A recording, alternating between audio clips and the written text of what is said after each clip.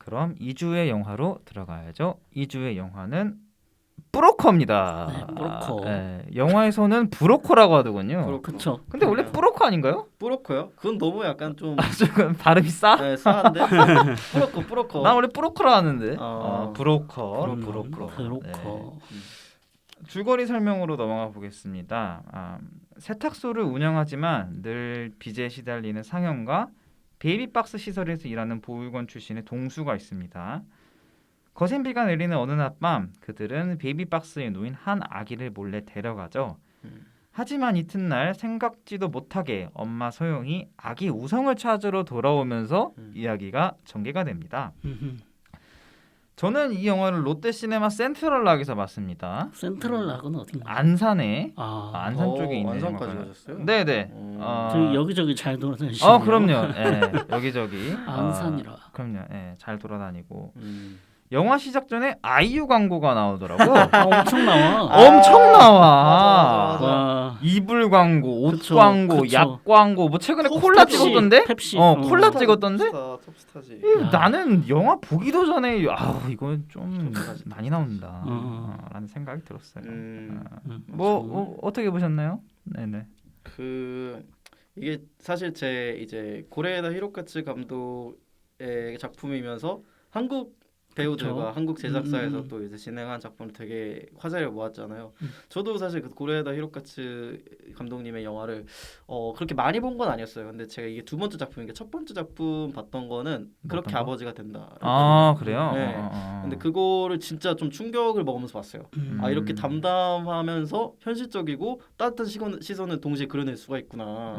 그런 생각을 했었고 제 각본도 너무 좋았던 것 같고 진짜 많은 생각을 했던 것 같은데 이번 작품도 약간 고레에다 히로카츠 감독의 특유의 그런 좀 시선 그리고 생각할 만한 것들을 많이 던져주는 그런 그쵸. 영화였다고 생각을 해요. 네. 그리고 한국 배우들 중에 진짜 라인업이 쟁쟁하잖아요. 네, 조연 배우도 대배우들이지. 와 조연 배우도 뭐 엄청 성세경 씨도 나오고 짱짱합니다. 엄청 짱짱하니까 그런 부분에서 되게 근데 본 적 없었던 영화였던 것 같아요. 그러니까 그쵸. 이런 스토리와 이런 구성을 가진 영화인데 이렇게 대배우들이 많이 나오고 그치. 그렇죠. 우리나라에서 이 배우들 가지고 이렇게 안 만들지.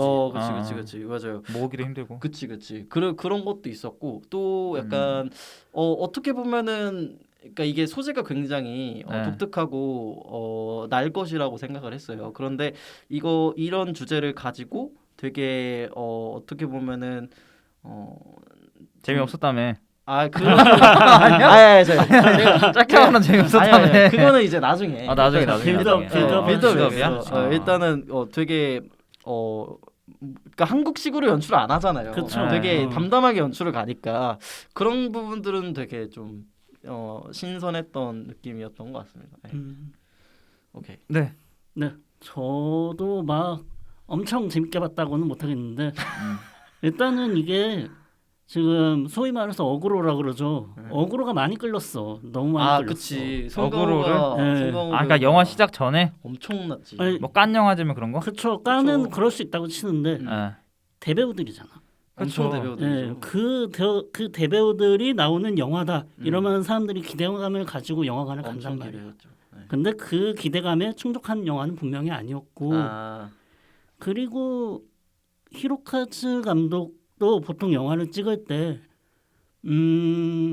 이렇게 대배우를 내세워서 영화를 찍는 사람은 아니었다고 원래, 생각을 해요. 맞아요. 뭐 그렇죠. 아이들이 많이 맞아요. 나온 영화들이 많았고 그렇기 때문에 굉장히 히로카츠 영화의 강점들이 희석되는 영화였다라는 생각은 희석됐다고. 드는 것 같아요. 근데 나는 일본 영화를 잘 몰라서 그런 걸 수도 있는데 뭐. 근데 이번 영화는 좀 저는 개인적으로는 참 처음엔 그렇더라고. 내가 극장에서 딱 딱 영화를 보는데 CJ 영화를 이렇게 오랜만에 본 것 같아요. 그쵸. CJ 네네네. 올해는 처음이더라고 이게. 진짜요? 그러니까요. 네. CJ가 생각보다 CJ가 저희 작년 11월에 그치. 정가연 감독의 연애 빠진 로맨스 있었고 그리고 저거 해피 뉴 이어 있었고 해피 뉴 이어 CJ였어요. CJ였죠. 티빙 동시에 보니까. 그 다음에 뭐 올해 또 루이스 웨인이란 또 외국 작품도 있었긴 한데 그건 뭐 예, 드림웍스 그쪽이니까. 컴버배치 나오는 베네딕트 그쵸. 컴버배치 나오는. 근데 나는 이번에 딱 그 영화관에서 와 CJ를 이렇게 오랜만에 오랜만에 보네. 보네. 그래서 그 뭐죠 뭐 바뀌었다. 로고 많이 바뀌었잖아. 바뀌었어요. 그 ENM으로 뭐였지? 인트로 많이 그러니까 원래 바뀌었어. 펑펑펑 막 터지는 지금 그런 거 CJ 아니었나? 엔터테인먼트 이렇게 되는 거였고 그리고 네. 가위바위보 이것도 없었어. 그치, 그냥. 가위바위보 음, 없었어. 네, 가위바위보 하더라고. 그래서 와 이게 좀 그 한국인의 정체성을 또 그렇게 그래. 상기시켜주는. 이거를 브로커만 그런 건지 아니면 앞으로 이렇게 할 건지 앞으로 앞으로 바뀌지 그렇지 않을까? 않을까요? 그럴 것 네, 같아. 그래서 그것도 그럼 굉장히 저는 너무 과하다고 생각을 합니다. 아 가위바위보가요? 네. 아니 가위바위보부터 시작해서 너무 아. 반짝반짝거리고 아. 힘이 많이 들어갔어. 아 그래요? 아. 저는 그 약간 중국 영화 보면 알리바 픽처스 이런 거 막 용뜨고 아. 하는 아 거 그쵸 그쵸. 그거보다 훨씬 양반이다 그거는 생각했거든요. 양반인데. 가위바위보는. 양반인데 네. 돈 많이 넣었잖아. 그치. 그럼 힘 들어가도 됩니다. 음. 그래서 뭐 어쨌든 브로커에 대한 영화 내용은 좀 서서히 또 들어가 보면 밤에 비가 내려요. 저 그쵸. 장면이고. 첫 장면이. 근데 나는 이걸 보면서 뭔가 의미가 있겠다 싶었는데 뭐 큰 의미는 없었던 것 같고 그냥 고레에다 히로카즈가 기생충을 보고서 찍고 싶었던 씬이었대요. 아 진짜로 그쵸. 느낌이 네, 그런 비슷한 게 얘기를 있네. 네, 어. 그렇죠. 그래서 홍경표 촬영 감독도 맞아요. 직접 이제 얘기를 해서 음. 닿았다고 그렇게 인터뷰 내용이 나와 있더라고요. 음. 또한 또 전반적인 또 장소 로케이션들을 보면 뭐 세트가 거의 없어요. 다 그쵸, 실제 다 외진. 실제 네. 골목길 뭐 촌지. 주택가 이런 데서. 근데 원래 그게 고레에다 히로카즈의 특징이거든. 그쵸. 고레에다 히로카즈 감독 특징이거든. 뭐 어느 가족을 보던 뭐 바닷마을 다이어리 뭐 이런 작품들을 보면 다 생활- 자연 속에서도 자연 그쵸. 그리고 네. 생활감이 짙게 묻어 있는 장소들 그쵸. 그런 곳에서 하죠. 그래서 부산부터 이렇게 해가지고 이렇게 등뼈라고 하죠. 플레이스들 쭉 올라가는 데 나는 그 점은 뭐 굉장히 인상 깊었다. 그렇게 봤는데 아쉬웠다. 아쉬운 점이 많으셨나 봐요. 너무 많았죠. 너무 많았고 고레에다 히로카즈 원래 이런 영화를 만드는 사람이 아니거든요. 그쵸. 약간 좀 달랐다고 저도 생각해요. 그렇죠. 아니 뭔가 이렇게 제가 뭐 고레에다 히로카즈 영화를 많이 본 건 아니지만 그래도 이렇게 뭔가 좀 직접적인 메시지를 던지는 감독은 아니었는데 그쵸. 아 그런 부분에서 좀 느끼신 건가요? 약간 대표적으로 뭐가 있을까요? 불 끄고 얘기하는 장면. 그치 나는 그게 이 영화의 하이라이트였다고 보거든요. 그쵸. 가장 메시지를 잘 전달해주는 음. 태어나줘서 고마워죠. 태어나줘서 고마워. 그래서 나는 그래 거기까지는 너무 괜찮았어. 뭐 태어나줘서 고마워 태어나줘서 근데 이제 마지막에 다 그 이지은 배우가 말 끝나고 나서 갑자기 그 혜진이라는 아이가 이제 소영아 태어나줘서 그래. 고마워 했죠. 그 부분에서 근데 이게 물론 조금 상업 영화를 보셨던 관객분들한테는 이게 한 번에 팍 와서 울림이 왔을 수 있을 거라 생각해. 근데 나는 이게 고레에다 히로카즈 영화를 봤던 사람이라면 이 장면이 이해가 되지 않습니다. 저는. 저도 사실 그랬어요. 그쵸. 네. 저도 좀 이거 심판대라고 바로 저는 오더라고요. 그러니까 완전 심파적으로 그거로 전체 영화 연출한 건 아니에요 사실. 근데 네, 그 일부 장면에서 되게 한국 영화스러운 부분들이 전 있었다. 그- 그게 되게 독특했었어요 저는. 그러니까 왜 그러냐면 원래 말씀드렸잖아요. 그 말씀하신 것처럼 원래 이렇게 연출하시는 분이 아닌데 이건 약간 이제 좀 아이디어를 얻으셨나? 그런 생각도 음. 좀 했던 것 같아요. 약간 좀 다른 표현법을 쓰려고 하신 건가 그런 생각도 들었었던 부분이 몇 점이 있었고 저는 좀 특이했었던 게 원래 되게 고레에다 히로카츠 감독은 그 컷을 빨리빨리 나누는 감독이 아니에요. 그런 감독이 그쵸. 저 감독이 아니라니까. 되게 오랫동안 그 화가 많이 인물의 되게 화가 아니, 많이 나셨는데 너무 아쉬워서. 아쉽긴 하죠. 그래서 어쨌든 이게 빨리빨리 나누지 않고 되게 오랫동안 감정을 천천히 보여주고 대사도 길고 그렇죠. 약간 좀 그 인물의 표정을 잘 보여주고 근데 이게 집중적으로 보여주는 건 아니고 살짝 이렇게 사이드에서 보여주고 그런 것들이 있었는데 물론 이 영화에서도 그런 장면이 몇 개 있습니다. 뭐 이지은 배우가 새 엄마 될 사람이 모유수유라는 장면을 그쵸. 잠자코 보고 있는 장면이나 그런 부분들에서는 잘 들어갔다고 생각하는데 일부 뭐 배두나 이제 배우가 이제 차에서 좀 약간 감정 연기를 하는 것도 갑자기 좀 끊어서 좀 당황했었던 것 같아요. 그쵸. 원래 그 부분 확실히 이런 게 아닌데 그래서 몰입하다가 그러니까 어떤 얘기를 하는 거지 기계로 들이다 갑자기 또 다른 얘기 듣더라고. 그래서 제가 생각했던 거는 약간 지금 제가 이제 느끼고는 기존의 고레에다 히로카츠 감독이 이제 보여줬던 작품들에서 그런 것들에 비해 되게 인물이 많이 나오고 설명도 그쵸. 많거든요. 그런 것들을 좀 다 담으려다 보니까 약간 좀 컷들이 빨리빨리 좀 진행이 될 수밖에 없었지 않았을까 그 생각도 좀 했었던 것 같아요. 네. 그리고 물론 고레에다 히로카즈 감독의 영화들이 범죄 이런 게 없었던 건 아니에요. 맞아요. 불륜 이런 거는 어떤 가족도 있지. 있었지. 그렇죠. 어느 어느 가족도 어느 가족 분명히 죄송합니다. 범죄가 있었는데 어. 근데 그 범죄에 초점을 맞추고보다는 그들의 일상에 인물에 조금 더 그치. 일상에 조금 더 초점이 있고 조금씩 그 그림자를 보여주다가 좀 후반부로 가면서 이제 그들의 범죄에 대해서 이게 맞는지 물어보는 그렇게 날카로운 질문을 학습 던지죠. 그런 스타일. 그렇죠. 그런 느낌이 조금 있는데 이번 영화는 아예 그 범죄 행동 자체에 더 중심을 둔 게 있었고 맞아요. 네. 그 부분이 아무래도 가장 다른 점 중에 하나가 아닐까라는 생각이 들고 그리고 히로카츠가 그 얘기를 했다 그러더라고요. 이 영화의 시발점이 그렇게 아버지가 된다 GV 때 그런 질문을 받았대요. 그렇게 아버지가 된다를 만들게 된 계기가 어머니는 아이를 낳으면서 바로 엄마가 되는데 아버지는 그럼 언제 아버지가 되는가라고 그 발상에서 출발을 한 게 그렇게 아버지가 된다였는데 반대로 이번에는 예, 근데 그때 관객의 그 질문에 네. 받아친 게 엄마도 아이를 낳는다고 엄마가 되는 게 아니다. 맞아요. 예, 그렇게 받아치는 관객이 있었다고 그러면서 이번에는 그럼 엄마는 언제 엄마가 되는가? 이제 그 여자 버전인 거죠, 그렇죠. 이번 영화. 어떻게 보면 그런 거죠. 엄마 버전인 거죠. 네. 그렇게 볼 수도 있는 거지. 그렇게 말을 네. 했군요. 이게 로드 무비다 보니까 처음에 그 베이비박스 앞에다 이제 버려둔 상황부터 시작해서 다시 제가 거두잖아요, 어머니로서. 근데 이제 제가 특이했던 점은 굉장히 냉소적이에요. 그렇죠. 이제 그 대사도 나오죠. 그 거의 영화 마지막 부분 중에서 너는 이제 우성이랑 별로 얘기를 많이 안 하는 것 같다. 그러니까 애기랑 그 이지은 배우가 별로 얘기를 안 하는 것 같다고 말도 안 걸고 그런 것들이 나와요. 거의 마지막까지 굉장히 좀 냉소적이고 어떤 것도 있냐면 송강호 배우 계속 아기를 안고 있거든요. 이지은 배우는 이제 뭐 숙소에 들어가가지고 뭐 벗기고 뭐 이렇게 하는 게 있고 그런 거를 봤을 때 약간 좀 어머니가 맞나 친어머니가 맞나 그 생각이 들 정도로 좀 냉소적이었다고 저는 생각해요. 근데 그런 것들이 약간 좀 아까 말씀하셨던 것처럼 바로 어머니가 되는 게 아니고 점점 이제 처음에는 뭐 죄책감도 있고 이제 내가 버렸었던 사람이고 그리고 어차피 갈 그 아이잖아요. 내 이제 아이가 아니고 새로 입양될 아이니까 좀 약간 마음을 두지 않는 것도 있었다고 생각을 해요. 약간 멀리 두려고 그런 것들도 있었고 약간 돈도 결국엔 문제고 그러다가 이제 서서히 마지막에 될수록 점점 더 이제 강한 모성애를 느낀다거나 그런 것들이 좀 있었던 것 같아요. 그런 부분에서는 좀 의미 있는 서사지 않았을까 그런 부분이 있었고 인상 깊었던 장면은 아까도 말씀드렸는데 모유수유라는 장면이 있어요. 그 새엄마가 근데 처음 본 아기잖아요. 새엄마 입장에서. 근데 바로 이제 모유수유를 한단 말이에요. 근데 그렇죠.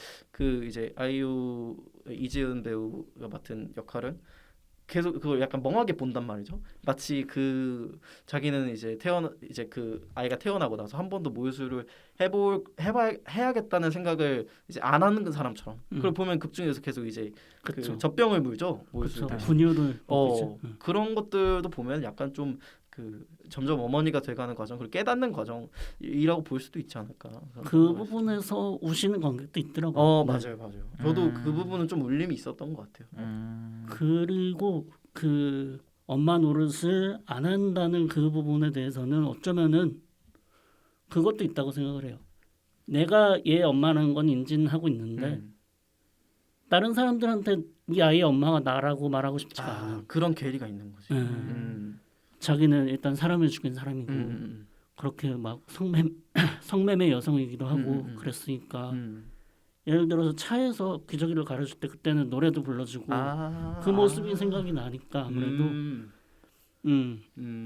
어떤 엄마 노릇을 안 하고 싶다기보다 우성이한테 내가 좋은 엄마가 아니라서 그거를 이 아이의 엄마가 나예요라고 말하고 싶지가 않아서 그런 게 아닐까라는 생각이 드는 것 같아요. 굉장히 복잡한 감정이네요. 그럴 수 있죠. 맞아요. 저도 그 보면서 그 중반 이후까지 계속 약간 저 사람은 어떤 심정일까 그 생각을 하면서 봤던 것 같아요. 굉장히 냉소적이기도 하고 돈 얘기도 나오고 하니까. 근데 그런 이제 연출들이나 세세한 것들도 보면은 어느 정도 울림이 있지 않을까 그런 것 같습니다. 그래서 그랬을까요? 브로커의 첫 대사를 보니까 첫 대사를 과연 누가 할까? 저는 엄마 소영이 할까 아니면 약간 이 형사나 좀 형사 쪽에서 나올까 했는데 형사 쪽에서 첫 대사가 나왔어요. 그렇죠. 이주영 배우가 먼저 했나요 대사를? 아니죠. 배두나 배우의 그렇구나. 수진 역이 이제 음, 버릴 거면 낳지 말라고. 그렇지. 이게 첫 대사였는데 음. 그래서 약간 좀 어머니 좀 그런 거에 많이 얘기가 되지 않았을까? 그렇죠. 근데 사실 대부분 이렇게 생각하지 않나요? 뭐 그런 그게 경향이 아니네? 있죠. 그게 그 공통적인 약간 사회에서의 인식이죠. 네. 왜 낳냐. 보편적인 인식 아닐까? 약간 그런 것들 처음에 그렇게 시작했다가 그 인물이 점점 변하잖아요. 배두나가 맡은 이 형사 역할이 점점 이제 그 어머니를 실제로 보고 나니까 그리고 그 어머니가 가진 이제 어쩔 수 없었던 사연 같은 것들 느끼고 또 이 사람이 그냥 돈만 쫓아서 아이를 팔려고 다니는 게 아니고 정말 좋은 가정에 자기 아이를 맡기고 싶구나 이런 것들을 보면서 이 사람이 진짜 좀 어머니인데 어쩔 수 없었던 거구나 이런 것도 인정하면서 점점 바뀌게 되죠 그런 인식이. 그리고 감청을 하잖아요. 맞아요. 그러면서 그 브로커들의 이야기에 공감을 하게 되는 것도 분명히 있을 거고. 그래서 참 초반에 이제 저는 생각을 해봤어요. 그 메인 타이틀이 뜰 때 세탁소가 뜨더라고요. 맞아요. 근데 저는 이게 과연 세탁소를 처음에 각본에 썼을 때 세탁소라는 의미를 왜 세탁소로 뒀을까? 말았을 때 그러니까 나는 그냥 단순히 그 약간 자기들의 과거를 말 그대로 세탁한다? 그럴 수 있죠. 약간 좀 그런 식으로 접근을 해서 본 거거든요. 그리고 그 송강호 배우도 과거가 깨끗했던 인물은 아니는 그쵸. 거잖아요. 뭐 도박빚도 있는 것 같고 뭐 이제 지금 돈이 궁한 상황이고 인물은 착하지만 그리고 엄연히 따지면은 인신매매를 진짜 하고 있는 인물인 거고 그리고 극 중에서 보면 살인도 있죠. 그래서 깨끗하지 않은 인물인데 세탁소라는 장소가 약간 그런 의미도 있지 않을까. 그리고 이제 좀 어머니로서 어머니한테 버려졌던 그 아이들이 이제 다른 뭐 가정으로 세탁돼가지고 이제 간다는 의미도 있을 것 같아요. 나는 근데 또 그렇게 생각했어요. 세탁소라는 의미가 결국에는 이게 약간 조금 부모가 없는 말 그대로 고아는 아닌데 그렇게 표현해야 될까요? 고아죠. 고아라고 표현해야 될까요? 그래서 거기 보육원에 있는 아이들에게 부모 역할을 해줄 수 있는 특히 남성이 부모 역할을 해줄 수 있는 거는 저는 섬세하게 다가가면 그 말 그대로 빨래방 빨래를 해줄 수 있는 엄마의 부분까지 채워줄 수 있는 그렇기 때문에 세탁소가 될 수도 있고 뭐 바느질을 해주면서 그것 또한 약간 좀 엄마의 섬세한 사랑까지 해줄 수 있는 게 저는 세탁소라는 의미라고 생각이 들어서 잘 어울리네요. 그럴 수 있지. 그래서 세탁소가 접근이 되지 않았을까라고 생각이 들고요. 근데 결국엔 또 베이비박스를 통해서 결국 이게 인신매매로 이어지잖아요. 그렇죠. 벌어진 아이를 약간 새로운 가정에 연결시켜주고 돈도 버는 그런 건데 근데 이거를 혐오 범죄로만 봐야 될까? 전혀 그렇게 느껴지지 않게 연출을 하는 건 맞는 것 같아요. 인물이 너무 착하잖아요. 인신매매 가담된 인물들이 굉장히 물론 이제 돈을 목적으로 하는 것도 있지만 아이를 정말 애지중지 보살피는 것도 있고 그 어머니의 사정을 같이 보면서 좋은 사람들을 찾으러 다니는 것도 맞고 굉장히 그 따뜻한 시선이 가미가 돼 있는 건데 이거를 어떻게 봐야 될지는 조금 관객들 입장에서 차이가 있을 것 같아요. 왜냐하면 결국에는 해피엔딩까지는 아니거든요. 감옥에 가고 그리고 끝에도 이제 다시 재회하고 다시 행복한 삶을 살고 그런 느낌이 아니고 되게 열린 결말이라 가지고 완전히 또 약간 옹호하지는 않았다 그런 생각이 들고 그 아이를 버린 어머니에 관해서도 따뜻한 시선은 맞는데 완전하게 또 그거를 이제 완전 그거를 선의의 옹호자로서 이렇게 하려면은 뭐 굉장히 오열하고 후회하고 그런 장면들을 넣었겠죠. 근데 그렇지 않고 되게 담담하고 그런 것들 제3자의 입장에서 보는 듯한 그런 느낌이 들었기 때문에 그리고 막 옹호하려고 했던 영화는 좀 아닌 것 같아요. 개인적으로는 저는 뭐 그것도 중요하지만 캐릭터인 상현의 입장에서 과연 어떨까라고 생각을 했거든요. 상현의 입장에서는 솔직히 저는 약간 누이 좋고 매부 좋은 게 아닌가? 그렇죠. 맞죠. 왜냐하면 버려진 아이 어쨌든 이거는 그러니까 바로 보육원에 간 아이가 아니라 말 그대로 버려진 아이예요. 냉정하게 여기서 나오는 소영이 베이비박스 안에다가 우성을 넣지도 않았고 그냥 음. 길가에다 버려둔 거잖아요. 냉정히 보면. 근데 그냥 그런 아이를 주워와서 뭐 그냥 말 그대로 뭐 인신매매는 맞지만 어쨌든 좋은 가정에 입양을 시켜주고 뭐 그걸로 해서 그쵸. 돈도 버는 거란 말이야. 그렇죠. 왜냐면 얘는 가만히 있었으면 어차피 죽는 아이였는데. 그리고 그 베이비박스에 맡겨질 때 그 쪽지도 얘기를 하는데 그 쪽지가 맡겨진 아이는 정말로 찾아올 수도 있기 때문에 보육원에 보내지도 않는다 그랬나? 아 그러니까 입양을 못 보낸다고 하죠. 맞아요. 굉장히 조사를 많이 한 것 같다는 생각이 들었고 그래서 이게 애매하잖아요. 진짜 말씀하신 것처럼 아이유 그 이지은 배우가 바깥에 놓고 가잖아요. 그쵸. 그러니까 양심의 가책이었나 정확히는 어떤 심리였을지는 잘 모르겠지만, 근데 그거를 이제 그 아이 엄마가 아닌 다른 제3자 형사가 안에 베이비박스에 넣어주는 거여가지고 이게 진짜 애매한 상황인 거였던 거죠. 그래서 네. 그래서 일종의 저는 그런 거로 보이기도 해요. 범죄자들의 선의에 대한 작은 선의에 대한 영화였다라고 생각을 해요. 일단 범죄자들은 맞는데 그 속에서 작은 선의들, 예를 들어서 배두나도 일단 뭐 범죄자들을 잡겠다는 그 목적이었지만 베이비박스에 넣기 때문에 이 베이비박스에 넣은 행동 자체도 어떤 의미인지는 명확하진 않아요. 정말 아이를 구하기 위해서였을지 아니면 범죄를 유발하기 위해서였을지 그거는 모르는 부분이죠. 그 진짜 어떻게 보면은 그냥 죽었을 수도 있는 아이였는데 그 사실상 그 인신매매를 하게끔 기회를 만들어준 건 오히려 형사들인 그쵸. 거죠. 그것도 되게 아이러니한 것 같고 중간에 또 보면은 그 삼정 수사를 하는 부분이 있잖아요.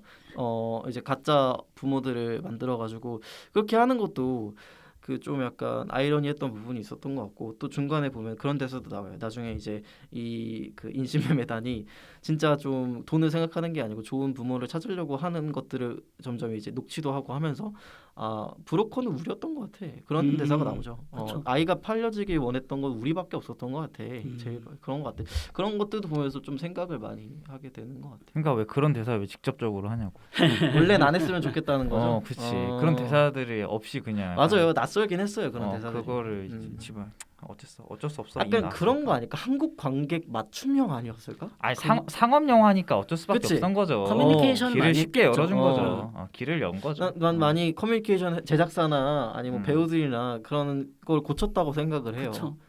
일부러 그렇게 낸 거죠. 원래 그런 사람이 아닌데. 근데 그런 부분이 조금 아쉬웠다고 그쵸. 느낀 거죠. 뭐 어쨌든 뭐 베이비박스에 대해서 알아봤습니다. 예. 한국에서는 약간 정부와 뭐 관련 없이 자체적으로 운영한다 합니다. 아 그래요? 예. 오. 뭐 그냥 정부적으로 어떤- 큰 활동은 없는 것 같아. 그냥 예. 뭐라 그래야 되지? 용인? 아니요 용인이라기보다 뭐라 그러지 그런 거를?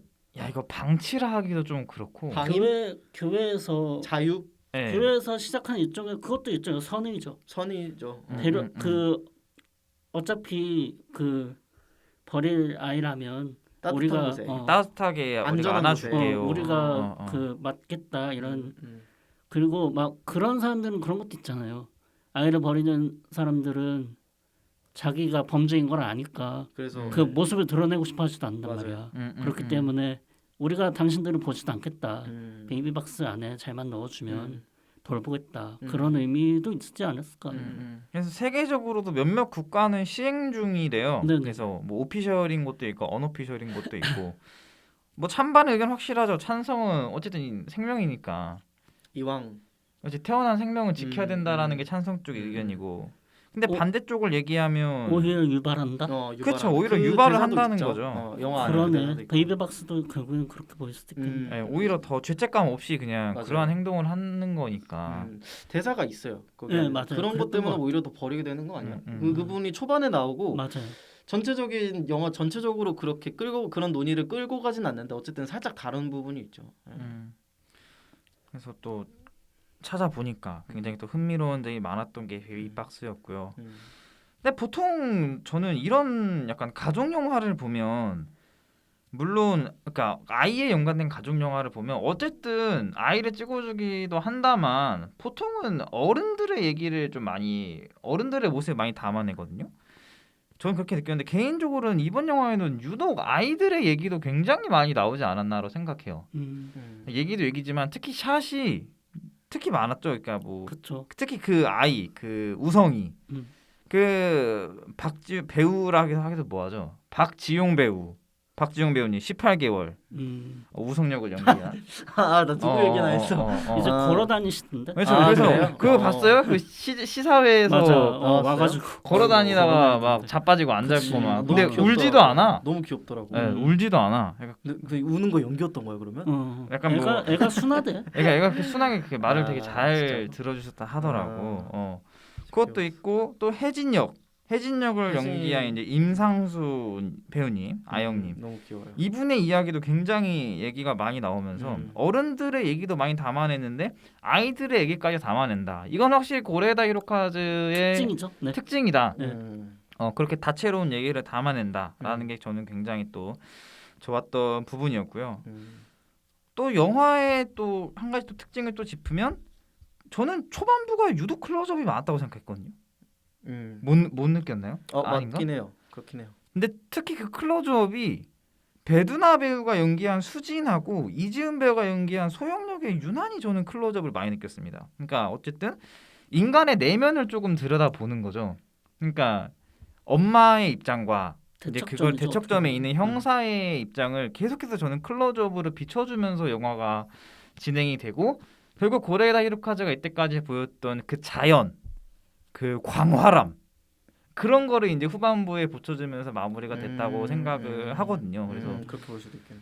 예, 그 점이 또 굉장히 돋보였고 그만큼 또 이번 영화에서 배두나 이지은 두 배우가 보였던 연기력은 정말 굉장했습니다.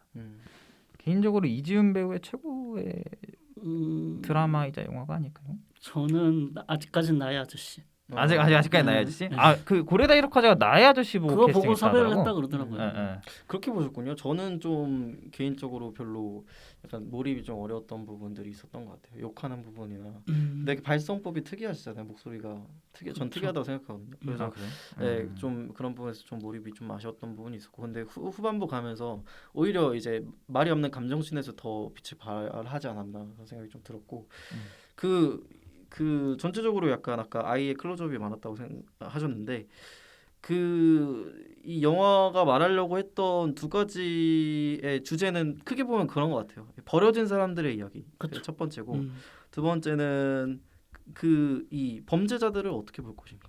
이 두 가지 범죄자까지는 아니고 일단 인신매매가 확실한 범죄자들이고 범죄자들이 맞죠. 그리고 이제 그 아이를 버린 자들. 그 사람은 어떻게 그 엄마는 어떻게 볼 것인가. 두 가지에 대해서 얘기를 한 건데 그 두 가지에 대해서 어떤 약간 확답은 안 낸 것 같아요. 어쨌든 좀 따뜻한 느낌으로 보려고 한 것 같긴 한데 그래서 이제 관객마다 좀 다를 것 같긴 해요. 어떻게 판단되는지. 근데 개인적으로 저는 좀 긍정적으로 마무리를 하려고 했던 것 같아요. 감독이 약간 마지막에 뛰는 것도 그렇고 좀 노력을 한다는 생각이 좀 들어가지고. 어느 가족도 그래요. 어느 맞아요. 가족도 마지막에 비슷해. 보면 그 약간 아빠 역할 했던 배우와 아들 역할을 했던 그 배우가 그냥 과거 얘기하면서 그렇게 마무리 짓거든요. 근데 아빠라 이제 부르지 마라, 아저씨라 부르면 그렇게 말을 하죠. 보통 그런 마무리 가져요. 그래서 약간 이 영화에서 제일 중요했던 인물 두 명은 꼽자면 그 강동원이 맡았던 배우. 네, 강동원이 맡았던 배우 동수죠. 동수 그리고 엄마 소영 그 두 명이었던 것 같아요. 그래서 그 위로를 받는 장면이 나오잖아요. 그쵸. 관람차 장면. 그 장면에서 이제 좀 너무했다. 아니요, 저는 좋았어요. 좋았다. 이게 좀 자기적이긴 했는데 이게 영화 전체적으로 약간 전 자기적인 느낌을 그게 받았어요. 문제라는 거예요. 자기적인 느낌 받았는데 던지려는 메시지는 좀 되게 좋았거든요. 그 어머니가 없는 상태고 어머니가 이제 언젠가 돌아올게라는 메시지를 받고 그걸 계속 안고 있는 사람인데 그건 상처를 가지고 있는 사람인데 실제로 그 어머니가 그 똑같은 행동을 했던 그 한 아이의 어머니가 또 앞에 있으니까 그 사람의 사정이나 아니면 그 사람이 이제 우성이를 대하는 그런 태도들을 보면서 아 나의 어머니도 저렇게 사랑했지만 나를 사랑했지만 어떠한 사정이 있어서 어쩔 수 없이 나를 버릴 수밖에 없었구나 그런 것들을 알고 용서를 하는 그런 이제 장면이 있거든요. 그런 부분은 되게 좋았죠. 근데 말씀드렸던 것처럼 좀 전개가 매끄럽지는 않았다. 그런 부분이 아쉬웠다. 네, 그랬던 것 같아요. 네. 그리고 저는 또 좋았던 게 이 사람들의 범죄가 그 사람들의 환경 탓이라고 얘기를 하지 않으려고 해요. 아 맞아요. 그 캐릭터들은. 맞아요. 애들의 과거, 그 사람들의 과거도 딱히 그렇게 많이 안 비춰주지 보여준, 않잖아요. 네. 구체적으로 묘사를 안 하는 것도 그렇고, 예를 들어서 저기 소영 같은 경우도 엄마라고 불리는 그 인물을 만나서 그러니까 잘못된 어른의 손에서 그렇게 된 건가 했는데 그것도 아니야. 본인의 엄마를 만나기 전부터 그랬다라고 얘기를 하고 맞아. 그런 식으로 선긋기를 잘했다. 그렇죠. 중립적인 스탠스를 잘 좀 유지를 하면서 따뜻해지는 것 같다. 어떤 이유에서든 그거는 범죄고 맞아요. 희석되면 안 되는 거다라고 얘기를 하는 것 같아요. 그럼에도 그들은 선을 행하는 순간들이 있다. 그들이 범죄자라고 해서 그들의 선까지 무시될 수는 없다라고 얘기를 하는 것 같아요. 그렇게 이제 많은 그 주연 배우분들 우리 뭐 상현, 동수, 뭐 소영 등 굉장히 많은 주연 배우들이 이제 힘을 보탰지만 그 사이에서 나왔던 뭐 입양을 하려고 했던 부모들의 모습, 전 부모들의 라인업을 보고서 반장했습니다. 이동희 씨가 나오죠. 그쵸. 아 박해준 장난 배우가 아니었습니다. 나오고. 강기루 배우, 김예은 배우, 이동휘, 김세벽, 그 다음에 박해준 배우도 박해준 있었고, 배우. 그러니까 맞아요. 너무 이 부모로 나왔던 배우분들의 라인업이 굉장히 좀 세더라고요. 이것만 봐도 고레에다 히로카즈가 감독이 가진 그 파워가 파워가 엄청나다는 영화에도 거죠. 파워가 엄청나는 거죠. 예. 거기다가 이제 그 경찰로 나왔던 수사대 그걸로 나왔던 백현진 배우. 야, 저는 그거 보고 놀랐습니다. 여기서도 그 특유의 그 말투, 느낌을 가지고 느낌. 있으면서 야. 이거 딱 그렇죠. 보잖아 느낌이. 그것도 있고 뭐 송세벽 배우, 송세벽 배우도 나오고. 김선영 배우, 진짜 많이 나오네. 뭐 김금순 배우님, 류경수 배우님, 맞아요. 이무생 뭐 그러니까 한 영화 많이 나와. 우리나라에서 이렇게 나는 최동훈 감독의 그 캐릭터 그 이후로 어벤져스라니까 어벤져스. 진짜 한국 영화의 현재하고 미래가 다 모인 보석들이 보석들이 다 모인 영화가 지금 이 영화다. 그랬다. 그렇기 때문에 맘 놓고 비판을 하고 싶지만 캐릭터들의 파워가 분명히 있었기 때문에 맞아요. 끌어간 점도 저는 분명히 있었다고 그렇게 보고요. 또 이 영화의 또 저는 특징을 하나 잡고 싶다면 따라가는 시점이 굉장히 다양합니다. 그러니까 브로커 두 명이 있잖아요. 그쵸. 상현하고 동수가 있으면 그걸 또 따라가는 소영의 시선이 있고요. 그렇죠. 또 그걸 따라가는 경찰 수진과 이 형사가 있고요. 그렇죠. 또 그걸 또 따라가는 관객의 시선이 있어요. 어쨌든 그 세 가지 시선 차이가 있는데 그거를 이제 차이를 잡아가는 것도 저는 굉장히 재미가 있었고요. 또 영화 내에서 또 한 가지 흥미로웠던 점은 그 상현의 아들이 되고 싶었던 혜진, 임상수 맞아. 배우님이 그 얘기도 있었죠. 하지. 네, 그 얘기 있었죠. 근데 나는 개인적으로 좀 스포츠에 조예가 깊잖아요. 그렇죠. 네, 스포츠 조예가 축구도 깊은데 맞아. 실제로 송강호 배우님 아들이 아들이 축구 축구하는 거. 선수였어요. 네. 그런 것도 있네. 수원 블루윙즈 지금 라이트백 뛰고 있죠. 지금 은퇴했어요. 은퇴다. 네, 송준평 선수님 은퇴하셨는데 그런 점도 굉장히 인상 깊었고. 음. 근데 어쨌든 저는 혜진이 영화에 이제 중반부부터 들어오면서 혜진이 제일 불쌍하더라. 근데 사실은 조금 이입이 좀 깨진 부분도 있어요. 그래요? 왜냐면 이 영화는 충분히 그 넷의 이야기로도 왜냐면 넷의 이야기가 아직 다 풀린 상태가 아니거든요. 맞아. 네, 이제 막 달아오르고 하는 시점의 이야기인데 갑자기 혜진이라는 아이가 등장을 합니다. 근데 이 아이가 한 역할은 뭐냐라는 거지 나는. 그 메신저죠 메신저. 그 사람이 그 아이가 제일 브로커예요. 그러니까 가운데 껴있는 메신저였다. 그 그러니까, 둘 사이에서. 그러니까 그 원래는 살짝 저는 개인적으로 단절되어 있다고 생각해요. 그 안에서 좀 개인적으로 서로 친해질 수 있지만 결정적으로 이제 마음을 서로 가족으로 만들어줬지. 가족으로 만들어준 사람이 그 존재라. 왜냐면 그 세차장에서 그거 하잖아. 그치, 그 가족이 이유를 제일 필요했던 아이였기 네. 때문에. 근데 본인이 가족을 만들잖아. 실질적인 주인공은 혜진 아닐까 생각. 실질적인 주인공은 혜진이다. 그리고 제일 불쌍해. 마지막에 그 장면 봤어요? 그 에필로그 같은 거 태워달라고? 나오면서 태워달라고 하는 거 얼마나 불쌍해. 그리고 이제 입양이 안 되는 친구잖아요. 그 친구는 이제 강동원 배우가 맡은 역할처럼 거기서 계속 쭉 성장을 해서 나중에 3%의 희망을 안고 성공을 하기 위해서 사회를 나가야 되는 아이인데 그 미래를 보고 있자면 되게 안타깝죠. 그 아이 진짜 버려진 아이 진짜 갓난아기보다 그 아이는 이제 좀 있으면 좋은 좋은 그 부모를 만날 테지만 그런 것도 안 되는 거잖아. 얼마나 사실, 안타까워. 굉장히 히로카즈 감독스러운 캐릭터였다. 맞아요. 그 되게 그 불운한 환경과 그럼에도 밝은 좀 아이. 밝고. 예. 나는 오히려 그러니까 물론 내가 가장 인상 깊게 본 게 어느 가족하고 바닷마을 다이어리니까. 예. 근데 그 영화들을 보면 보통 영화들을 보면 20분도 안 돼서 배우들이 다 등장해요. 주요 배우들이. 그건 그래. 맞아. 너무 나중에 등장했어. 네, 주요 배우들이 다 등장을 해서 빌드업을 해서 맞아요. 점점 그 소통을 해서 숨겨지게 벗겨지는 얘기들로 우리가 환장을 했단 말이에요. 영화를 보면서. 특이해. 근데 갑자기 혜진역이 저는 들어오면서 그냥 단순히 이 사람을 연결체로만 쓴다고?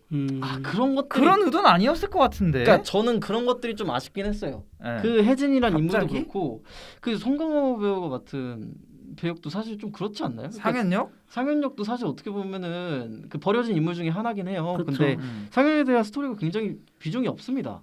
맞아요. 상현이 제일 현실적인 역할 아닌가요? 현실적인 역할인데 그거지. 약간 저는 그 중심은 뒷배경이 없다는 거지. 뒷배경이 그렇게 강하지 않고 설명도 많이 없고 그 가장 감정적으로 많이 풀어나간 그 이제 가족들 안에서 그 사람들은 뭐냐면 그 아이유가 맡은 배역 소영이랑 그리고 네. 이제 강동원 씨. 좀 배역 이름 좀 외워봅시다. 제가 진짜 동수 씨. 이름을 못 외워요. 동수 씨, 동수 동수. 씨. 그 두 명이지. 그 상현은 별로 안 나온 마지막에 나와서 갑자기 나온단 말이야. 그리고 그 장면 그 소개가 되는 상현의 스토리가 소개되는 방식도 되게 좀 자기적이라고 느껴졌거든요. 빌드업이 그렇게 많지가 않아. 그냥 몇 번 그냥 거치대로 얘기한 게 다고 갑자기 등장을 해요. 갑자기 등장을 해서 상현이 나오는 장면이 나오는데 그 딸이랑 갑자기 얘기하고 있는 거야. 그 딸이 인천에 산다는 얘기도 없었어. 갑자기 얘기를 갑자기 하고 그 만나는 거야. 소리가 나왔죠. 그쵸. 만나서 얘기를 하는데 근데 좀 아이러니한 건 뭐냐면 전 그 장면에서 진짜 나무 조연상 받을만 하구나라는 생각을 느꼈고 근데 스토리 전개 자체는 굉장히 자기적인 씬이었단 말이야. 근데 그 연기로서 그걸 다 커버한다는 게 놀라웠던 거지. 그 어쨌든 딸이랑 만나고 자기도 버림받은 아버지, 버림받은 남편이라는 걸 인지시켜준 다음에 다음번에 이제 숙소에 돌아가서 하는 얘기가 나오죠. 소영이 우리를 이제 고발할 수도 있어. 그 대사에 대해서. 근데 어머니면은 충분히 그럴 수 있어. 라는 대사가 나오죠. 본인도 아버지로서 이제 벌어졌는데도 계속해서 그쵸. 노력하려는 장면이 앞에 나왔으니까 나온 다음에 그 대사를 하는 거잖아. 이게 순서가 굉장히 자기적이라는 거예요. 처음부터 끝까지 이제 빌드업이 서서히 돼가지고 뭐 동수나 아니면 소영의 캐릭터처럼 그렇게 감정이입이 되는 게 아니고 바로 그 앞에 순서를 갑자기 집어넣음으로써 이게 그렇게 된다는 거지. 근데 그 아까 야근욱 씨가 말씀하셨던 그 혜진? 네, 아이요. 아이가 혜진이요. 혜진이지. 맞아. 혜진의 등장도 약간 좀 그랬었던 것 같아요. 좀 그렇게 매개체로서 역할을 한 것 같고 그런 것들이 좀 살짝 기존의 고레에다 헤로까지의 그 각본이랑은 조금 차이가 있다. 근데 네 맞아요. 네. 그래서 자기적이라는 말씀을 해주셨는데 전반적으로 영화가 자기적인데 그래서 히로카즈 감독스럽지 않은 느낌이 많이 들었는데 맞아. 그나마 이 혜진이라는 캐릭터가 등장하는 장면들에서는 그나마 그 느낌이 히로카즈의 느낌이 났다. 맞아요. 그 부분에서 저는 이 되게 혜진 캐릭터의 등장이 숨통을 튀었다 그런 건가요? 숨통을 튀었다기보다는 기대감을 충족시킨다의 느낌이 가깝지. 유사 만들었다?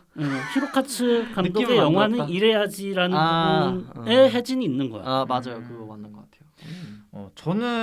저는 약간 좀 다른 시각으로 보면 결국 이 영화의 주인공은 나는 아니지. 나는 상현이 아니었나? 상현이요?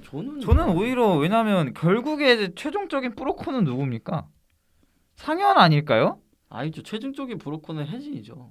왜냐면 또 그게 나타났던 대표적인 장면이 사실은 그 두 번째 그러니까 이동희 배우하고 다음에 그 같이 나왔던 김세벽 배우 그 두 배우가 이제 입양을 하려 했던 장면 거기 보면 야자수 나무가 나오면서 풀샷이 때리는 장면이 있어요. 기억을 해보시면. 근데 관찰자로. 그렇죠. 근데 정확히 그때 야자수 나무가 두 개가 서 있습니다. 근데 그 사이에는 이제 두 개 서 있었나 하나 서 있었나. 근데 왼쪽에는 좀 이동희 가려진다는 배우고, 거죠. 그렇죠. 이동희 배우하고 음. 김세욱 배우가 서 있고 나머지 가족들 그 네 명이 서 있었는데 중간에 껴 있는 사람이 누구냐고 보면 상현이 껴 있어요. 그 중간 사이를 계속 왔다 갔다 해요. 그걸 보면. 그러니까 이런 거를 보았을 때 그것도 두 번째란 말이야. 첫 번째는 뭐 어느 정도 뭐 감을 잡고서 새 배우가 같이 나와서 이제 설득을 하는 장면이고 두 번째는 내 배우, 그러니까 한 명이 추가가 됐으니까 그 사이에서 이제 서서히 이제 간을 보면서 진짜 팔아야 되는, 얘 빨리 팔아 돈 벌어야 된다라는 입장이었고, 왜냐면 빚을 지고 있으니까 급하니까. 세 번째는 이제 그게 들통 날려 같으니까 들통 날려 할 것 같으니까 뒤로 바로 빠져버리는. 근데 강동원 배우가 연기한 동수 역할은 가잖아. 그렇죠. 그걸 알고서도 가니까. 그러니까 그런 면에 있어서 가장 브로커적인 사람은 저는 상현이었고 상현이 주인공이었다. 그래서 칸 영화제 남우주연상을 받았다. 그건 좀 의문점이다. 아 저도 그렇죠. 약간 모르겠다. 그거는. 기생충 때 못 줘가지고 지금 줬나 그 생각이 들 정도로 그 훨씬 더 연기 잘하신 그 작품이 훨씬 많은데 왜 이걸 줬을까 좀 의문이었던 것 같아요. 사실 그 상현이 빠지는 타이밍도 조금 애매하긴 애매하죠. 해요. 어떤 갑자기- 의미에서 빠졌는지. 네. 뉴스로 나오잖아. 그렇죠. 그게 정말로 그 브로커로 잡히기가 싫어서 그런 건지 아니면 그 사천을 가지고 있는 그 사람과의 문제를 해결하기 위해서인지 아니면 그 사천을 가지고 있는 돈이 목적이었던 건지 모르겠다. 예. 결국엔 그 사람을 죽였으니까.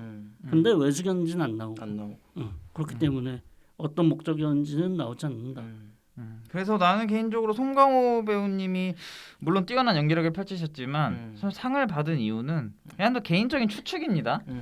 기생충 때 못 받은 것도 있고 그리고 하나는 줘야 돼. 작년에 칸 영화제 많이 나왔다. 심사위원 칸에 많이 심사위원이었잖아요. 그 칸에서도 계속 많이 초대를 받았던 인물이고 그렇다 보니까 약간 또 타이밍이 또 이번에 또 맞았고 브로커가 오면서 그쵸. 다시 칸에 왔고 하니까 그동안에 좀 고생을 생각해서 공로상인가요? 않았을까라고 저는 그런 좀 추측을 연기를 못한 건 진짜 아니죠. 아이 네. 송강호 배우한테 연기 못한다라고 말하는 사람은 뭐야 그게? 그건 그치. 말이 안 되죠. 그래서 사실 우리나라를 고레다 대표하는 히로가즈 세계적인 감독이 얘기한 게 있어요. 이 영화는 송강호 배우로부터 거의 시작을 맡겼다. 했다라고 했죠. 그리고 응. 굉장히 영향 많이 끼쳤으니까. 또 네. 봉준호 배우가 봉준호 네. 감독님 네네네. 봉준호 네. 감독님은 송강호 배우한테 맡겨라라고 얘기를 했다고. 그래요? 그렇게 얘기를 했다고 그런 비하인드가 그러더라고요. 또 있네. 뭐 이렇게 송강호 배우님 얘기를 해봤고요. 저는 사실 또 중간에 인상 깊은 배우가 한 명 있었습니다. 그 축구하는 장면 있죠, 동수가. 아 네. 맞아. 네. 그때 그 대사 하나가 나오는데 내가 뭐 형보다 뭐 오래 버텼다라고 그쵸. 말했던 네, 그 배우 누군가요?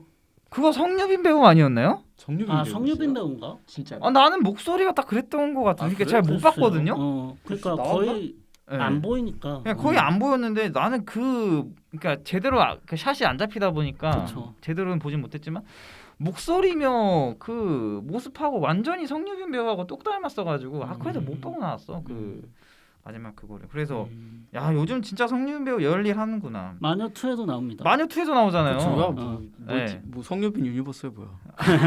리브모 얼굴이 보고 싶다 또 최근에 있었고 그쵸. 어떻게 타이밍도 맞았겠지만 근데 딱 그 학생 연기를 잘하는 배우 중에 한 명인 것 같긴 해요. 지금 딱 그 나이 때 맞는 연기를 딱 보여주는 배우가 성지민 배우고 또 중간에 들어갔던 아이유의 자장가 장면 이거는 저는 발매를 해야 된다고 봅니다. 발매까지 해야 돼? 그거 아니었어? 이거는 진짜 고레다 히로카즈 감독이 아이유를 제대로 활용한 거 아닌가요? 그쵸. 아니 근데 네. 제대로 활용할 수였으면은 뭐 OST라도 불러야 되지 않을까? 근데 고레다 히로카즈 감독은 그런 것보다 약간 자연의 그런 걸 너무 중요하게 그쵸. 생각하는 가사가 거구나. 나오는 노래를 쓴 적이 거의 없기 때문에. 그래서 참 배우의 활용도도 좋았고 그만큼 또 한국 CJ가 붙었으니까 CJ 돈을 세트가 아니라 배우들한테 부은 거지. 그쵸.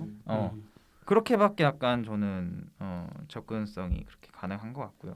혹시 준영 씨 음악을 많이 아시니까 물어보는 건데 네. 그 배두나 배우가 네. 그 수진이 네. 차에서 남편이라고 해야 되나? 남편이 아니죠. 일단은 그쵸, 그냥 동거인 아니면 연인이겠죠. 그쵸, 정확한 연인이랑 대화를 하다가 네. 노래들 들려주면서 네. 이거 우리 같이 봤던 영화인데 뭐 네. 이런 식으로 얘기를 하는데 네. 무슨 영화인지 모르겠더라고요. 저도 모르겠어요. 아 그렇군요. 알겠습니다. 저도 모르겠고요. 아니, 그 장면이 되게 좀 뜬금없으면서 전 의문이 남았거든요. 영화 끝까지. 그거는 근데 네. 같이 그거를 들은 거 아닌가요? 태어나줘서 고맙다라는 그 부분을 듣고 나서 바로 연결되는 거 아닌가요? 아닌가? 그 영화가 제가 알기로는 매그놀리아인가? 아 매그놀리아. 아, 진짜로? 아 토마스 앤더슨 거. 아 진짜로? 그렇죠. 그걸로 알고 있어요. 그걸로 알고 있어요. 그렇군요. 음. 근데 그 장면이 좀 의문이었어요. 음. 왜 그런 사람한테 전화를 해갖고, 그러니까 소중한 사람한테 전화를 해갖고 뭐 감정을 느끼는 건가요? 그러면? 그런 거 아닐까요? 그랬군요. 뭐 그럴 수도 있다라고 보고요. 음. 뭐 어쨌든 참 아쉬운 게 많았던 사람으로서 그래 원래 기대가 많을수록 그럼 난 그쵸, 너무 기대가 그쵸. 컸거든요. 6월에는 딱 뭐냐 브로커하고 헤어질 결심만 기다렸는데 브로커가 이렇게 돼버렸으니까. 헤어질 것이면 잘 나왔다 그러니까. 평점이 일단 칸에서도 높지 않나요? 네. 헤어질 괜찮죠. 결심. 그래서 저 그런 생각이 왔습니다. 어쨌든 일본 감독이 한국 영화 산업에 뛰어들어서 지금 온 거잖아. 그렇죠. 근데 냉정히 딱 일본 감독만 온 거거든. 근데 그쵸. 만약에 배우들이 넘어가서 일본 쪽으로 찍었으면 어땠을까? 저는 그게 훨씬 더 잘. 그게 훨씬 더 잘 빠지지 않았을까요? 아는 사람들끼리 해야지 잘 되지. 예. 그러니까 저는 그 느낌이 났어요. 일본 감독님이 여기 와가지고 했었던 좀 그 이질감이라고 느껴질까요? 그런 것들이 뭐였냐면 대사가 일단은 조금 그게 대사도 번역 너무 좀 느낌이 났었죠. 번역체였어. 맞아. 예. 있을 근데 거야, 그거를 그거는. 저희가 대배우들이 너무 뛰어난 배우들이 연기를 해서 느껴지 못한 거였지만 대사는 굉장히 좀 그런 오글거리는 부분이 있었어요. 좀 촌스럽다? 일본스러운 현장감이 좀 떨어지는. 왜냐면 부산이잖아. 맨 처음 배경이. 그쵸. 송강호 배우도 부산 출신이라 그래서 본인이 거짓말일 수도 있지만 아 부산 출신. 아니, 부산 출신이 진짜 맞잖아요. 뭐 경상도 그쪽 아닙니까? 그러니까 이렇게 해야 된다. 아, 이렇게 된단 사투리. 말이야. 사투리가 없어. 그것도 좀 특이하다고 느꼈고. 근데 또 뭐 그 히로카즈 감독님께서는 또 송강호 배우랑 얘기를 많이 하면서 대사도 고쳤다 이렇게 얘기를 하시니까 또 잘 모르겠다 약간 그런 게 있었던 것 같고 또 네, 좀 현지화가 되지 않았나 그 생각. 일단은 그 형사들이 잠복하고 이러는 거 굉장히 일본스럽다. 일본스럽지. 뭘 계속 먹잖아. 먹는 것도 그렇지. 아니 그 차 안에만 있어. 음. 드마카야 뭐야 그거. 저 초반 1시간은 그냥 계속 차에서 차 있어. 안에만 계속 대화하는 거예요. 그 수진이 그 하는 대사도 우리가 브로커가 아닐까? 그것도 우리만 그걸 아이가 잘 되게 아이가 탈리게 달리게 바라는 것 하는. 같아. 이 부분도 굉장히 일본 대사스러운 그런 게 있었죠. 그래서 계속 이제 얘기를 하면서 팔아야 돼, 키워야 돼를 계속 반복하면서 그렇죠. 이제 보통 이제 약간 그런 줄거리가 있으면 채워지는 건 약간 뭐 인물들의 연기하고 그에 맞는 이제 넉넉한 호흡에 들어가는 그런 약간 말로 설명하지 못할. 그러니까 우리가 그 예술 영화 감독들 보면서 정말 대단하다라 느끼게 하는 건데 그 부분은 문화적인 차이였을지 그렇게 채워지지 못한 것 같고. 어느 가족도 그렇지만 이 영화에서도 진짜와 가짜는 등장했습니다. 예, 그렇죠? 예, 가짜 이름을 사용했던 그 원래 소영이라는 이름이 진짜 이름인데 가짜 이름을 사용했잖아요. 선아라고. 상현도 그렇죠. 그렇죠. 상현도 가짜 이름이었고 그래서 결국 진짜와 가짜 속에 결국 진짜의 마음 속으로 찾아가는 그 과정이 이번 브로커였고 결말은 사실 송강호 배우가 역 맡았던 상현의 그 차가 사실상 결말 마지막 장면이었죠. 그 5명의 가족 사진이 있는 가족 사진하긴 뭐하지만 그거 언제 찍었대? 근데 그게 나는 근데 흔들리면서 나와요. 정확히 보면. 맞아. 근데 나는 그게 뭔 의미였을까? 뭔 의미길래 나는 그걸 넣었을까라 생각을 했어요. 사실 저는 아이유 씨가 공원에서 뛰어가는 그 장면까지밖에 기억이 안 나요. 마지막으로 크게 기억이 안 나요. 마지막에 뛰어가고 나서 그 차가 있죠. 그 오케이 세탁 그 차가 움직이면서 그 전면 유리에 그래요? 걸려 있는 가족 사진이 걸려 있는. 사진이 흔들리잖아요. 그렇구나. 그게 나는 과연 무슨 의미로 그게 해석을 할 수가 있을까? 저는 약간 흔들린다는 의미보다는 좀 애매한 것 같긴 해요. 진짜 뭐 가족 거의 유사 가족이 되었다는 것 같은데 그게 또 완전하진 않아. 왜냐면 장면 그 다 같이 실제로 모인 게 아니라 그 사진으로 끝나잖아. 그리고 등장 인물 중에서 송강호도 안 나오고 강동원도 안 나오고 아이유도 딴 데서 뛰고 있고 아이는 딴데 배두나 가정이 맡겨져 있고 그런 것도 보면서 약간 좀 애매한 스탠스가 아니었나. 완벽히 완성이 된 것도 아니고 그렇다고 헤어진 것도 아니고 인물이 걸쳐져서 나오는 것도 아니야. 그런 것도 딱 그 아니야. 사진만 나와요. 그래서 나는 그냥 그것도 그냥 만약 흔들리지 않고 그냥 가만히 있는 걸로 사진이 나왔다면 정말 온전하게 내가 뭐 기억하고 싶은 남기고 싶은 그런 순간으로 될 수 있을 것 같은데 그렇게 흔들리게 나왔다는 거는 나는 상현이라는 인물한테는 그냥 단순히 그냥 흔들리는 촛불 후보면 사라지는 저는 그렇게 생각하진 그렇게 않아요. 사라질 수 있는 왜냐면은 근데 거기다 걸어놨다는 거는 굉장히 기억하고 의미를, 싶다는 의미인 거 아니에요? 네, 그래서 저는 그래서 약간 근데 상현이 사라졌잖아 일단은. 그런 것들부터 연락도 안 됐잖아요. 연락도 안 몇 되고 년간 하는 거니까 이중적인 거지. 되게 소중한 기억이지만 지금은 다시 만날 수 없는. 그리고 그치 그 가족이 될 수가 없는 그런 좀 아쉬움을 표하는 장면이 아니었을까 생각했어요. 저는. 저는 또 결말이 되게 좋은 결말이었다고 생각은 하는 게 그 배두나의 그 수진 역의 편지에서 그런 얘기를 하잖아요. 같이 고민을 해보자고. 같이. 우성이에게 좋은 삶이란 어떤 삶일지. 근데 그 삶을 의논하는 과정에서 양부모도 나오고, 맞아요. 다 그 지금까지 친모도 나오고, 배두나도 사실상 뭐 키워주긴 했지만 양부모의 입장은 아니기 때문에 어쨌든 마지막에 또 자기가 또 그쵸. 바꿔주잖아요. 그렇죠. 부모가 아닌 사람들까지 끼워서 이 아이의 삶은 어떤 아이에게 좋은 선택은 어떤 선택일지를 서로 고민을 한다는 게 좋은 사회를 만드는 하나의 과정인 것 같아서 그 결론인 것 같아서 다 같이 의논해보자 이런 의미 그쵸. 아닐까? 우리도 다 같이 의논해보자. 그 관객들한테도 사회적으로 다 같이 이걸 의논해야 된다. 그거 이런 문제에 부모에게만 그런 그 문제의 대해서. 해결책을 묻지 말고 다 같이 고민해보자라는 의미로 나아간 것 같아서 그런 의미로도 좀 접근이 가능하네요. 좋았다고 생각은 해요. 촬영은 그래서 아까 말씀드렸던 홍경표 촬영 감독님이 맡았고 음악은 또 음악가 정재일 정재일 또 씨. 아주 요즘 영화 음악 잘하시고요. 고레다 히로카즈와 배두나 배우는 이제 공기 인형 이후 12년 만에 또 만났고요. 그렇죠. 송강호와 강동원 조합도 의형제 이후에 12년 만에 만났고 송강호 배우하고 배두나 배우는 워낙 또 자주 왔잖아요.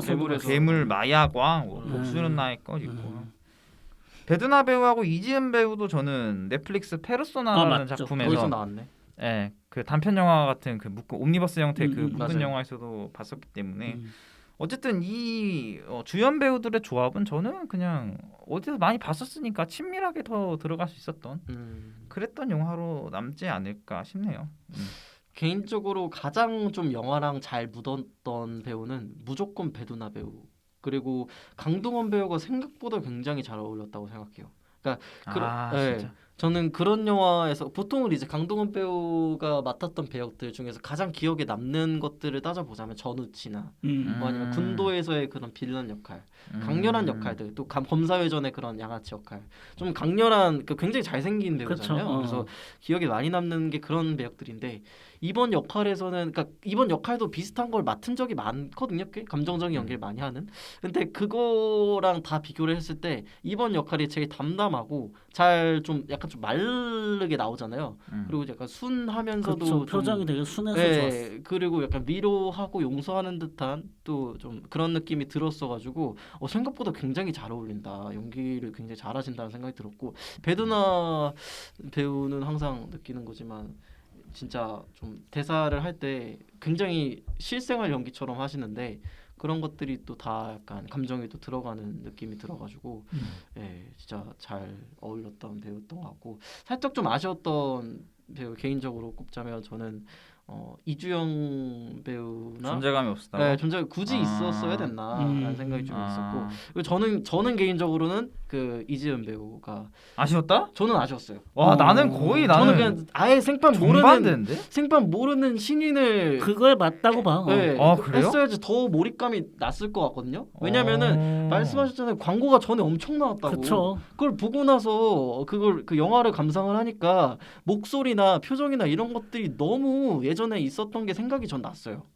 네, 근데 그게 중후반부 가면서 그게 말이 없는 이제 목소리가 굉장히 특이하신 배우니까 오히려 이제 말이 없는 씬에서 더 빛을 발했다고 생각을 하고 그리고 그 스토리가 진행이 되면서 좀 더 몰입이 됐던 것 같은데 초반에 그 욕하는 장면 나오잖아요. 뭐 이제 그 찰지던데? 어색했어요? 네, 그쵸. 저는 어색했어요. 아 그래? 나 저는 찰지던데?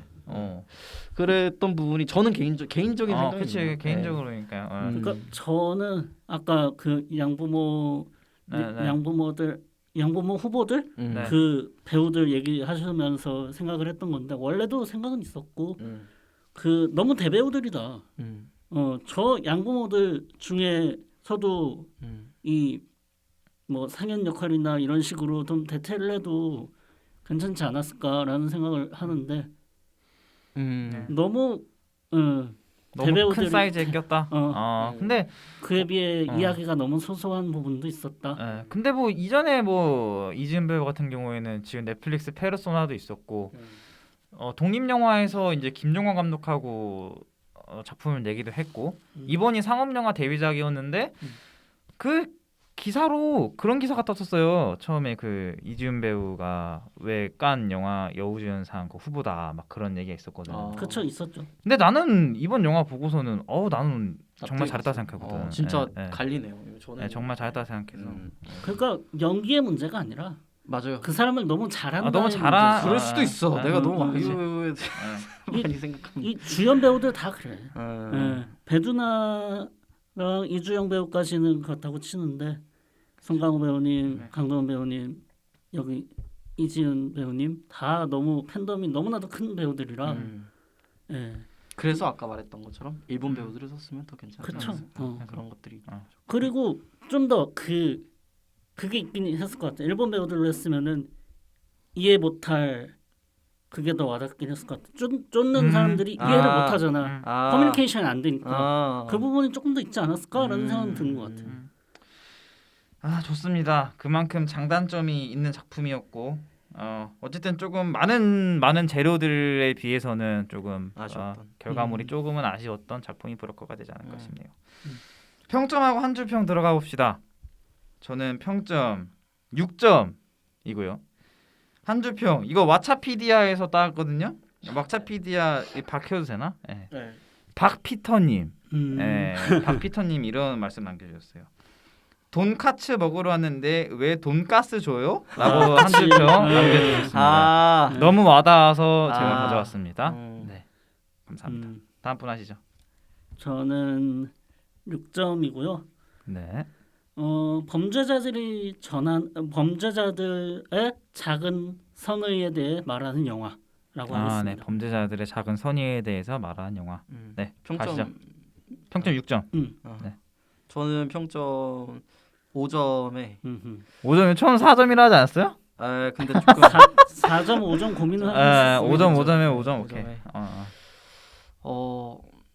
뜨거운 재료 미적지근한 온도라고 하겠습니다. 뜨거운 재료 미적지근한 온도. 잘 뽑네요. 역시.